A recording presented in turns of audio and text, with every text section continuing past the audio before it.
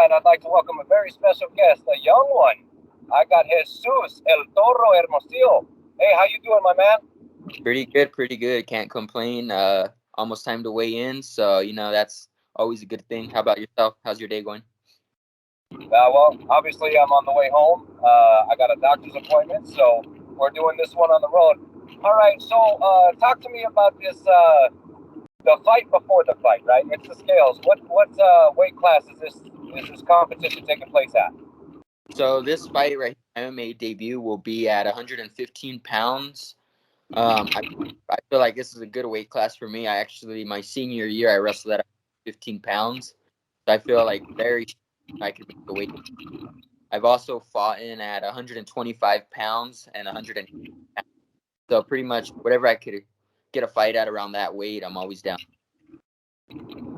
Okay, now I believe this will be the first time I've seen live anyway 115-pound men. So I'm a big fan of the flyweights. That's my favorite division. So for those who haven't seen this live, too, is this male strawweight, correct? Yes, it would be straw weight. It's very fast, very fast, and we also have that. Like most of the people, we have that power. So it's very. This is also. I'm a big MMA fan, so it's one of mine favorite weight classes as well. One FC, they have that weight class, and those man, they're killers. They're small, but we got that speed and power. So it's very exciting. Okay, so we can expect to see, a fast-paced, high-level mixed martial arts fight on March 5th over at the Rialto Theater. Yeah, very fast. So us small guys, we don't really get tired, so it won't be that much time of like resting. High pace fight.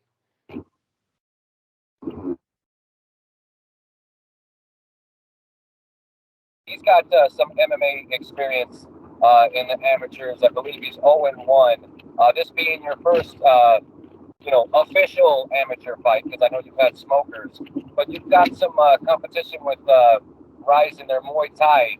So, how do you think your guys' experience stack up against each other? I feel like I have a lot of experience myself. This is gonna be my fourth fight within a year, not even a year yet. And as well, I've competed in jiu-jitsu tournaments recently, or like last year I won a jiu-jitsu tournament. A few years ago, I also done a few tournaments, and then I have experience. I've been wrestling since I was in middle school, so pretty much to me, this is all just competing. It's nothing new, and I feel like we match up perfectly with competition. Okay, and if there was an area within the realm of MMA that you think you hold an advantage over your opponent, what would that be? I would say a little bit of everything. I hold an advantage in everything, but I'm not counting him out. I know he's going to be tough coming out of Power MMA, and as well as Ethos. I know they'll have him trained, but I just feel like with Muay Thai, have an advantage there, and then I'm a wrestling coach, so I feel like I'll have an advantage there, and then as well as I do a lot of jiu-jitsu too, so I feel like a little bit of everywhere. And with all of this experience under your belt, competition-wise, do you think there's going to be any jitters, competing in your first sanctioned AMI fight? No, not at all. Last time I had a Muay Thai fight in Tucson at the same place at the Rialto, and I have every time I fight, I bring an army with me. So the more people there, I feel the more happier. So peaceful right before I walk out. I love it. Jitters, there's always those little jitters. I would be a little nervous if I didn't have those jitters, but it's nothing too crazy. Just like a few like a butterfly or two. But nah, I love it. I love the jitters. This is why I do it when I don't compete. I'm like, shoot, I need to sign up for a fight because I like that feeling. All right, and you correct me if I'm wrong, but you're representing Tucson, Arizona at this fight, correct? Yeah, born and raised here in Tucson, Arizona. And right when they told me that they were having an event here, I was like, oh, I need to get on that card because ever since I was like around 12 years old, I would every time there would be an event here in Tucson, I would either clean up the cage in between rounds or I would help them set up the cage. So like growing up and being in like the mixed martial arts community here in Tucson, now that I've been training and I have that experience, and I'm like, okay, it's time to fight now. And I heard that they're coming to Tucson. I was like, okay, this is a must. I need to make my MMA debut here in Tucson, especially at the historic Rialto downtown. So many amazing artists, bands, a little bit of everything been there. So it's really cool. Super blessed. Well, I haven't competed there, but I've played at that venue before, so it'll be interesting to see how they set up an MMA cage there. Of course, I don't get to call the fights for this card because I'm not the commentator, but I will be there live in attendance. And again, you'll be popping my cherry here. This will be the first men's strawweight fight that I've seen taking place with my own two eyes in a venue. So I'm looking forward to this fight. And again, a little bit of social media stalking from back in the day. It's nice to see that this is kind of coming first full circle, and you're going to climb the ranks and eventually get to where your aspirations lie. Now, of course, the goal is to be the best in the world, but do you have any other aspirations aside from that? Maybe UFC, one, Bellator, anything like that? Honestly, like I don't UFC. I know they don't really have was the small guys, 115ers, but I know ONE FC does.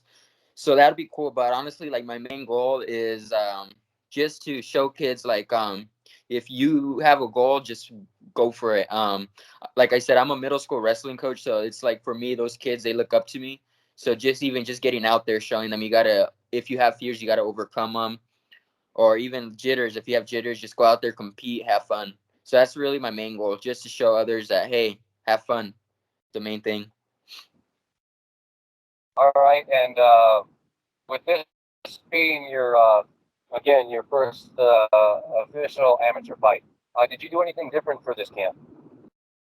The only thing I did different was just work a little bit my cardio. I want to push the pace, so I did a lot of running Mount Lemon, Tumamoc, twice a week. I would do Tuesdays, Tumamoc, and then Sundays or Fridays I would hit up Mount Lemon.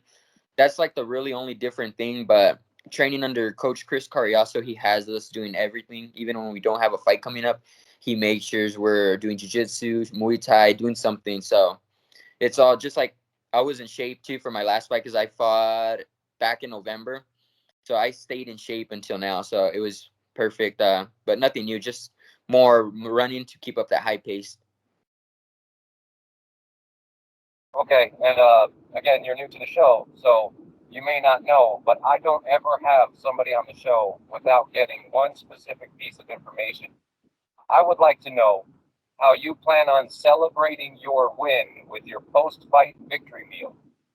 Oh man. All right. So I'm Mexican, so I've been craving a michelada.